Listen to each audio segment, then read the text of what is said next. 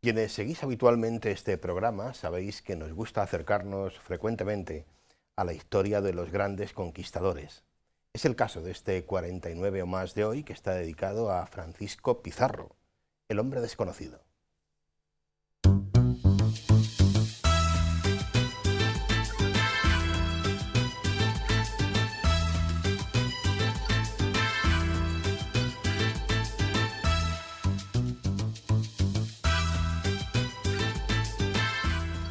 Bienvenidos amigos a una edición más de 49 o más. Nos acercamos hoy, como les decía, a la historia de uno de esos grandes conquistadores. Alguna vez ha salido, lo recordaréis quienes nos seguís habitualmente, en alguno de los libros que hemos traído ya. En esta ocasión creo que vamos a acercarnos más explícitamente, si cabe, a su figura. Lo hacemos con un buen amigo, Antonio Rubio Muga. Antonio, bienvenido. Muchas gracias. Una semana más, yo creo que era un libro obligado.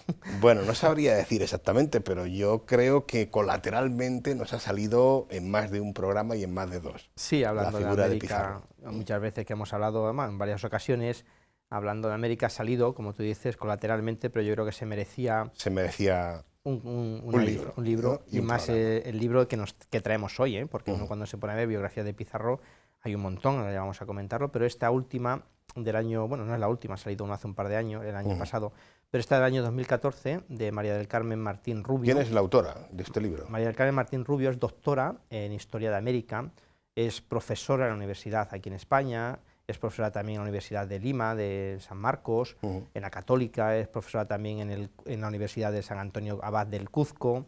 Yo creo que es una de las grandes especialistas, o la especialista a hoy en día, sobre Pizarro, una vez que ha fallecido el gran, yo creo, especialista sobre Pizarro, que era José Antonio del Busto, que escribió una tremenda biografía suya de Pizarro, en 2 volúmenes, editada por Petroperú. Digo estos datos porque me queda el segundo volumen, que está descatalogado. Si alguien que nos ve le tiene, me le podía regalar.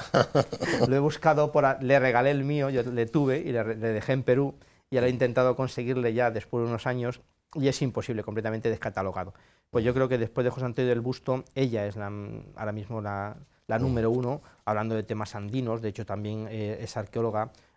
Según ella ha encontrado varias tumbas de los últimos incas en la iglesia de los jesuitas de San Pedro, allí en el Cuzco. Yo creo que su labor en este tema es la número 1 ahora mismo en España. Bueno, le escribe el prólogo, quizá por esto, también alguien importante, que es el cónsul del Perú en Madrid. Sí, Arturo Chipoco, que estudió con José Antonio del Busto precisamente en la Universidad de Lima, y él se pregunta qué significa Pizarro, no solamente para la historia de España, sino para la historia de Perú, de América y de Europa en general. Y él dice que, bueno, que es ese personaje clave que no llegó allí por casualidad, sino que él hizo posible con su vida todo lo que nos ha llegado después de Pizarro. Yo creo que empezara el prólogo con el cónsul de España en Perú, de Perú en España, perdón, hablando, elogiando a Pizarro, yo creo que desmitifica un poquito pues toda esa imagen oscura, la figura misma de Pizarro, claro, que muchas veces se ha tenido no solamente en Perú, sino también en toda América, y luego vamos a ver también quién fue tal vez uno de los responsables. Sí, bueno, antes de adentrarnos en lo que es el libro en sí, hay a modo de, después de esta introducción, o del prólogo, mejor dicho, una introducción con toda una serie de antecedentes, podríamos decir, históricos. Sí, unos profesores aquí de Economía de la Universidad Complutense de Madrid, Gracia Rubio y Salvador Rojí, nos hablan del contexto económico y cultural de la España del siglo XVI. Siempre cuando estudiamos un personaje histórico conviene enmarcarlo en ese contexto. Y es interesante como ellos hacen evidentemente referencia a que aquellas acciones bélicas que teníamos España, no solamente en Europa, sino en todo el mundo, hacen referencia también pues, al oro y a la plata que se trajo de América, que tal vez no supimos digerir o encauzar para que después fuéramos abocados a esa decadencia del Imperio Español, que nos llevó a ese déficit comercial, una vez que ya pues, se paró esa traída de oro y de plata. Hay un dato que en algunos libros aparece, pero yo creo que en este también aparece, y es muy significativo porque muchas veces a lo mejor tú te has preguntado, como las personas que nos están viendo, cuánto oro, cuánta plata se trajo de Perú. Pues ellos dan los datos, ¿eh? yo soy de los que cree que es imposible saberlo. Pero bueno, no olvidemos que en Sevilla estaba completamente todo registrado, pues en España, desde el año 1500 al 1600, durante esa centuria, llegaron 16.700 toneladas de plata, y de oro llegaron 53 toneladas de oro. 16.700 de plata y 53 de oro, una auténtica barbaridad. Cómo aquello sirvió en la primera parte del siglo XVI para esa prosperidad de España, y cómo en esa segunda parte, ya España, en la segunda parte del siglo XVI, compramos, más que vendíamos, y cómo no fuimos capaces de encauzar o de generar posteriormente pues esa grandeza, continuar con ella, y ahí vino la decadencia puntualmente. Bueno, vamos a adentrarnos ya un poco con lo que es el libro en sí, que lógicamente, pues, para empezar la historia de Pizarro, pues hay que irnos hasta una localidad bien bonita, en este caso, Trujillo. Sí, una encrucijada de caminos al norte de Extremadura. El 5 de enero del año 1232 fue reconquistada por Fernando III el Santo, bajo el amparo de la Virgen de la Victoria. Un lugar donde fue encrucijada, como hemos dicho, donde se asentaron los pueblos visigodos, los romanos, los musulmanes, todos los que pasaban por allí, y es ahí donde se enmarcan los orígenes de Francisco Pizarro.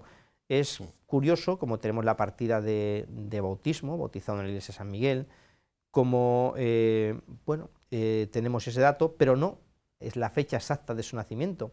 Según uno de los cronistas, cuando Pizarro, según Cieza de León, que es una bella crónica sobre la conquista del Perú, cuando Pizarro es asesinado el día 26 de abril, él tenía, del 26 de junio, perdón, del año 1541, tenía 63 años, por lo cual ponen su fecha en torno a ese 26 de abril del año 1478, según Cieza de León. Vamos a dejarlo en ese año, en general no se sabe muy bien. Es curioso cómo fue hijo de una relación ilegítima que no duró mucho, porque su padre no tenía nada que ver del mismo linaje que su madre. Don Gonzalo Pizarro el Largo era un caballero que había compartido luchas con los reyes de España en la guerra de Granada, ayudó a los monarcas castellanos a la reconquista, incluso murió en un combate en la guerra de Navarra en el año 1521, entre 1521 y 1522. Pues era hijo de este personaje, de don Gonzalo Pizarro el Largo, y de doña Francisca González, que era hija de unos campesinos llamada La Ropera, porque su familia se dedicaba pues a arreglar y vender ropa. Su madre había quedado huérfana, entonces ella pasó a trabajar en un convento que había, criada en un convento que había en Trujillo, el convento de San Francisco el Real. Allí el padre de Pizarro tenía una tía, Beatriz, y allí se conocieron. Su madre quedó embarazada, pero al ser de un linaje pobre campesino, pues rápidamente se desligó de ella y ella fue expulsada del convento, con lo cual se tuvo que marchar a los arrabales, a la calle de Tintoreros de Trujillo, al número 26, y es allí donde nació Pizarro, ya como hemos dicho, probablemente en el año 1478. Y se conmemora en una especie de casa-museo que hay ahí actualmente. Una casa-museo en el cual pues estuvo viviendo, pero luego su madre contrajo segundas nupcias, bueno, o primeras, y marchó a vivir a Castilleja del Campo, a 20 kilómetros de Sevilla. Ahí tenemos la casa-museo, muy curioso. Y como decía al principio, tal vez ha habido una leyenda negra también en torno a Pizarro, provocada por López de Gómara, con el afán de realzar la figura de Hernán Cortés, el otro gran conquistador que hemos hablado aquí de él, pues como que quedó en un segundo plano a Pizarro y decía que era simplemente un criador de cerdos. No era así, no era en ningún momento, tenemos datos, poco sabemos de su infancia, pero sí que ese dato no existió porque cuando él tenía en torno a 7 años, su abuelo paterno le acogió de manera secreta y se hizo cargo de él. A pesar de vivir con su madre de manera pobre, él siempre tenía, dice la autora, esa clara vocación militar como su padre y estaba llamado a grandes logros. Bueno, vamos a saltar, vamos mal de tiempo, y hay mucha historia que contar, ¿no? Bueno, vamos ya a ese momento directamente en el que, digamos, enlazamos a Pizarro con lo que podíamos llamar el Nuevo Mundo, ¿no? Y con un viaje importantísimo. nos situamos en el año 502, Pizarro tenía entonces 24 años aproximadamente, ya había combatido, había aprendido las tácticas de combate del gran capitán en las guerras de Italia, y se enrola con su paisano, cerquita, Nicolás d'Obando, cerquita de Trujillo, para llegar a la Española y empezar su andadura americana. Con 24 años parte de aquí de España, ya solamente volvería un par de veces, pero allí iba a desarrollar toda su vida militar y de conquista allí, en América. Es importante como la isla La Española había supuesto, gracias al buen hacer de los gobernantes, pues un desarrollo de esa isla basada en la minería, basada en la caña de azúcar y basada también en aquí el autor lo llama, en la política fundacional. Se fundaron 17 ciudades. Pizarro comienza sus primeras escaramuzas con 24 años, empieza a pacificar, empieza también a participar en otra serie de conquistas y al final pues se va haciendo un lugar allí en América y es una persona próspera, donde pues va teniendo su terreno, su propio terreno, va haciendo su, podríamos decir, su economía, y llega un momento en el cual es una de las personas más destacadas en esa isla La Española. Y él siempre tenía un afán de seguir explorando, seguir conquistando, y ha oído hablar de los mares del sur de un famoso reino llamado el Virú, y él no dejaba en su empeño de ver qué había allí. Qué había allí. Había que llegar. Había que llegar. Lo único que sí, necesitaba socios, necesitaba colaboradores para llegar. Y entonces aquí entra en juego, yo creo que un personaje clave en la vida de Pizarro y en toda la vida del descubrimiento o de la conquista del Perú, que va a ser Diego de Almagro. Diego de Almagro, efectivamente. Diego de Almagro, que tampoco sabemos la fecha exacta de su nacimiento, se cree que se fue entre el año 1475, 1480, con lo cual de la misma edad prácticamente, de Bolaños de Calatrava, pero él en su testamento dice que era de Almagro, con lo cual, pues bueno, tampoco se sabe cierto el lugar, pero bueno, lo de menos. Entonces ahí él había estado, tuvo que huir de su población a Sevilla, y un poquito después que él, unos años después, en el año 1514, se enroló en una aventura, también la aventura americana, con la armada de Pedrarias Dávila, también uno de los generales importantes en aquella época. Y allí pues él se encuentra con Pizarro y decide crear algo muy importante que va a marcar la vida de los dos, que es la Compañía de Levante. De Levante. La van a formar ellos y también Luque, muy importante, Hernando de Luque. Entonces son amigos, ellos ya se conocían de La Española, Almagro y Pizarro, y van a decidir pues reunir dinero, su capital, ponerlo a... que eso es muy curioso porque arriesgaron absolutamente todo. Pizarro se iba a encargar directamente de llevar a cabo pues todo lo que es ser el capitán de aquel ejército que ellos montaron. Almagro iba a ser el responsable de abastecer los buques, de un poco la intendencia, y Hernando de Luque iba a ser el responsable, que era contramaestre con ellos, de conseguir los permisos. No pensemos que aquí cada uno llegaba y ahora yo me dedico a conquistar, no, permisos por determinados tiempos, en 6 meses en el primer caso, y también entre ellos iban luego a repartir pues toda la ganancia. Pero mira por dónde también entraría en juego el entonces gobernador de Panamá, que también quería. Entonces, para que pudieran obtener los permisos, él participó también en esta Compañía de Levante al principio, con una condición, que él no iba a aportar. Si querían que tramitaran los permisos, él no aportaría, pero luego al final de los beneficios se le iba a descontar. Y así, pues un día 24 de noviembre del año 1524, Francisco Pizarro se halla en la puerta... la aventura hacia el famoso Virú. Hacia el famoso Virú, en el año 24. Habían pasado 22 años desde que llegó a América. No pensemos que esto fue llegar y ya está. Como suele decir, besar el santo, no. 22 años de conquistas, de luchas, de establecerse, hemos dicho en Panamá, de manera estable y con cierto prestigio, a arriesgar todo. Y empiezan, ¿y qué es lo más cercano? Pues empiezan a explorar las costas de Colombia. Allí no dejan de tener problemas, evidentemente era un mundo completamente desconocido para ellos. Exploran Estamos en el Mar del Sur. En el Mar del Sur, efectivamente, empiezan a explorar Colombia a pie, las primeras escaramuzas con los indígenas. Almagro se regresa a Panamá, él se queda solo, pasan años, nos situamos en febrero del año 27, donde la Compañía de Levante se va a disolver porque el entonces gobernador parece ser que no quiere continuar, pero varias quejas, y llega un momento, yo creo que es importante, que a todos nos suena, que es los famosos de la Isla del Gallo, ¿no? El motín de la Isla del Gallo. Entonces, aquellos expedicionarios no acallaban sus quejas, y hay un momento en el cual Almagro iba y venía a Panamá a por refuerzos, y Pizarro, pues un momento que se encuentra con 13 personas solos en la Isla del Gallo. Entonces, aquellos hombres deciden amotinarse, y es la famosa arenga que ha pasado a la historia, que hemos hablado alguna vez, donde Pizarro los llama a la playa, a la arena de la playa, y los dice: esta es la parte de la muerte, trazando una línea en la arena, de los trabajos de los hombres, de la desnudez, de los aguaceros y desamparo, la otra del gusto. Por esta se va a Panamá a ser pobre, se regresaba, por aquella a salir al Virú a ser rico. Escoja el que fuera buen castellano lo que más bien le estuviere. Parece ser que aquello no fue así, pero es cierto que después, a la hora de repartir, se abren los actas, en las actas se habla de aquellos 13 personas que hicieron un acto de valentía de no regresar a Panamá, sino a pesar de todo, continuar hacia adelante. Sin embargo, es aquí cuando va a haber lo que hay es un regreso a España de Pizarro. Regreso a España porque ya tienen que arriesgar todo.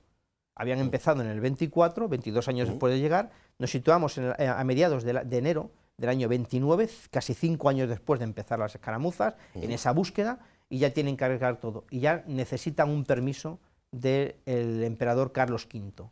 Pizarro viaja a Sevilla, de Sevilla viene a Toledo, el rey le va a dar las capitulaciones de Toledo, que lo llaman, firmadas el 26 de julio del año 1529, desde Barcelona, pero son estas capitulaciones las que al final le dan permiso definitivo para que Pizarro regrese otra vez a Panamá, de ahí a Perú, y de una manera definitiva ya comience la auténtica aventura de adentrarse en ese gran imperio que les estaba esperando.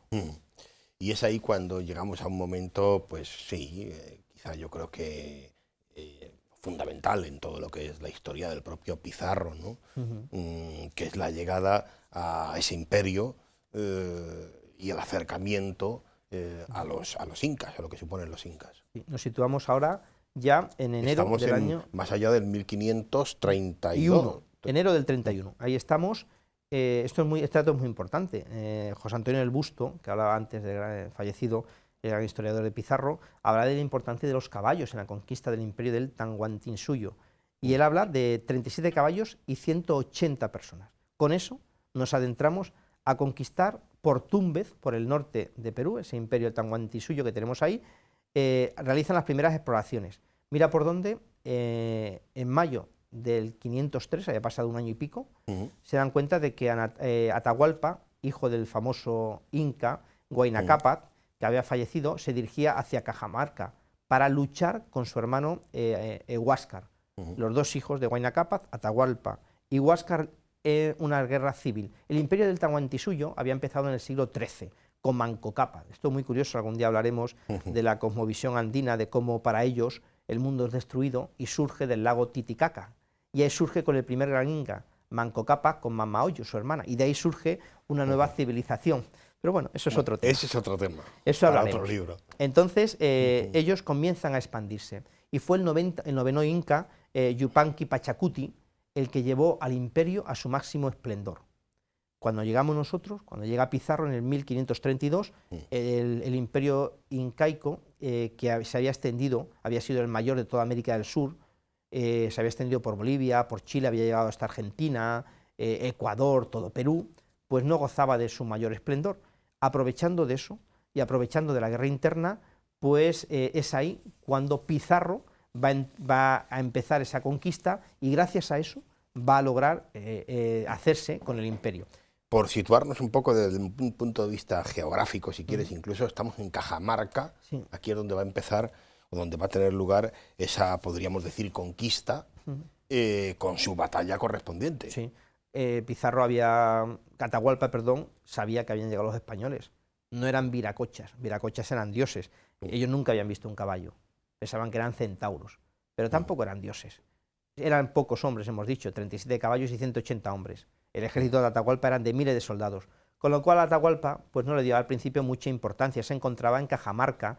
Cajamarca está en lo que llaman Cerja de Selva, bueno, más o menos en el centro del Perú, un poquito al norte.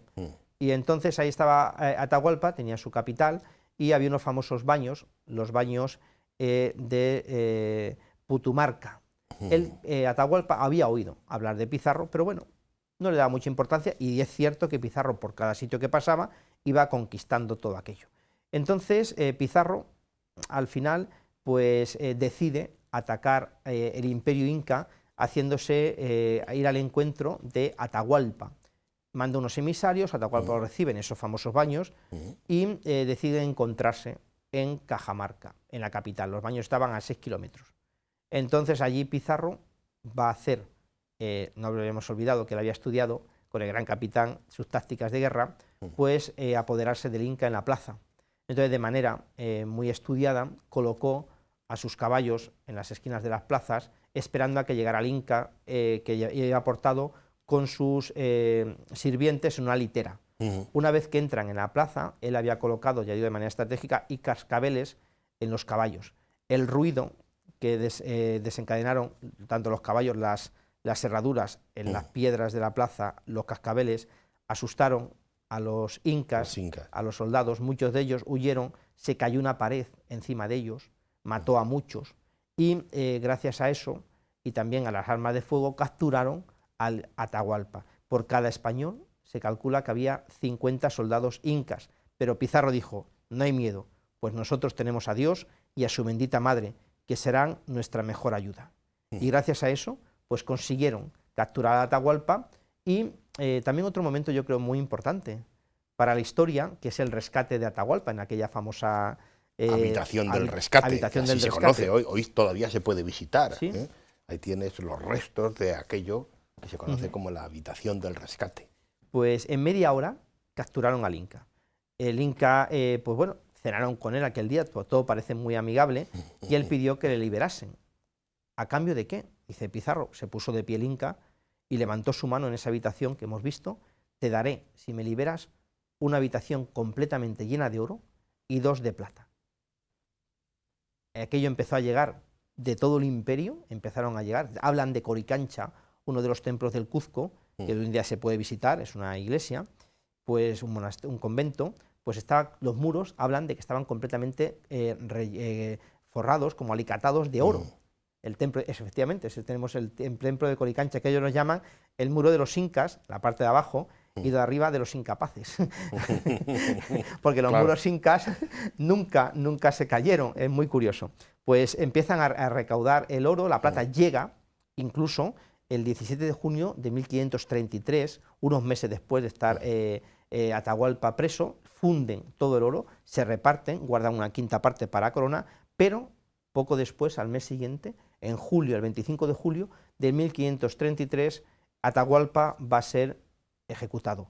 Inés Muñoz, los incas no conocían ni la rueda, los incas no conocían la escritura, los incas no tenían caballos, y uno se pregunta cómo pudieron expandirse a través de hacer ese gran imperio por toda América. Increíble. Increíble. Entonces los cronistas españoles, en todo momento iban cronistas, una de ellas era Inés Muñoz, y anotó en su diario: 26 de julio, sorpresa, incertidumbre, terror.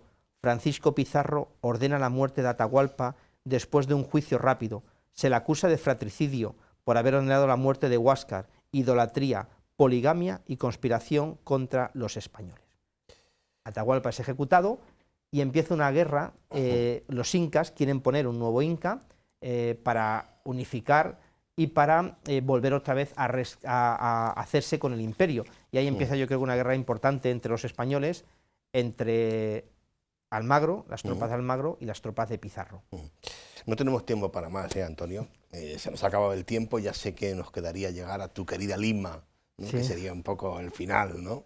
Y la batalla de Salinas, bueno, Lima la llaman la ciudad de los reyes, iba a ser fundada el 6 de enero, se fundó el 18 de enero del año 1535, en el Valle del Rímac, el río Hablador, que conoces tú también, y bueno, en una batalla de Salinas es capturado Almagro, es ejecutado por Pizarro, un hijo que tuvo Almagro en Panamá, que se llama Diego Almagro el Mozo, juró vengar a su padre y fue capaz en una batalla de ganar y matar a Pizarro en su casa el 16 de junio del año 1541, Pizarro, en lo que hoy en día es la casa del presidente de la República Peruana, en el lugar donde estaba, en la misma plaza de armas de Lima, fue ejecutado el gobierno español tuvo que poner cartas en el asunto y hablamos de la famosa batalla también de Chulpas y cómo empezó luego una nueva etapa en Perú, que fue la del virreinato del Perú. Una anécdota simplemente, el primer virrey del Perú, su casa enfrente de la casa donde nació Santa Teresa de Ávila, y uno de los virreyes del Perú, Francisco I, virrey del Perú, nacido en Oropesa. Si alguna vez alguno va al parador de Oropesa, en las escaleras que suben a la cafetería arriba hay una placa que lo recuerda. Empezó un nuevo virreinato que sirvió para dar auge no solamente a Perú, sino a América y también a toda España. Fue un intercambio importante de culturas que sirvió para poner las bases de la cuna de la civilización de Europa, dice el autor al final de su libro. Lo dejamos aquí, Antonio, no tenemos tiempo para más. Es el tiempo que le hemos dedicado a este hombre, a este gran conquistador, a esta figura probablemente desconocida, ¿no?, que es la de Francisco Pizarro. Terminamos el programa con un texto de este libro que ha escogido Antonio. Cuzco significa el ombligo del mundo, todas las civilizaciones. Si uno va a Roma, también en el Foro Romano está la piedra del centro del mundo. Ellos también tienen su centro del mundo y es una descripción que hace uno de los cronistas, Pedro Sancho de la Hoz, describe así la ciudad del Cuzco. La ciudad del Cuzco, por ser la principal de todas donde tenían su residencia los señores, es tan grande y tan hermosa que sería digna de verse aún en España, y toda llena de palacios de señores, porque en ella no vive gente pobre, y cada señor labra en ella su casa, y asimismo todos los caciques, aunque esos no habitaban en ella de continuo. La mayor parte de estas casas son de piedra, y las otras tienen la mitad de la fachada de piedra. Hay muchas casas de adobe, y están hechas con muy buen orden, hechas calles en forma de cruz, muy derechas, todas empedradas, y por medio de cada una va un caño de agua revestido de piedra. La falta que tienen es el ser angostas, porque de un lado del caño solo puede andar un hombre a caballo y otro del otro lado. Está colocada esta ciudad en lo alto de un monte, y muchas casas hay en la ladera, y otras abajo en el llano. La plaza es cuadrada, y en su mayor parte llana, y empedrada de guijas. Alrededor de ella hay 4 casas de señores, que son las principales de la ciudad, pintadas y labradas de piedra, y la mejor de ellas es la casa del Guaynacaba, cacique viejo, y la puerta es de mármol blanco y encalado, y de otros colores, y tiene otros edificios de azoteas muy dignos de verse. Hay en la ciudad otros muchos aposentos y grandezas. Pasan por ambos lados 2 ríos, que nacen una legua más arriba del Cuzco, y desde allí hasta que llegan a la ciudad, y 2 leguas más abajo, todos van enlosados para que el agua corra limpia y clara, y aunque crezca, no se desborde. Tiene sus puentes por donde se entra a la ciudad.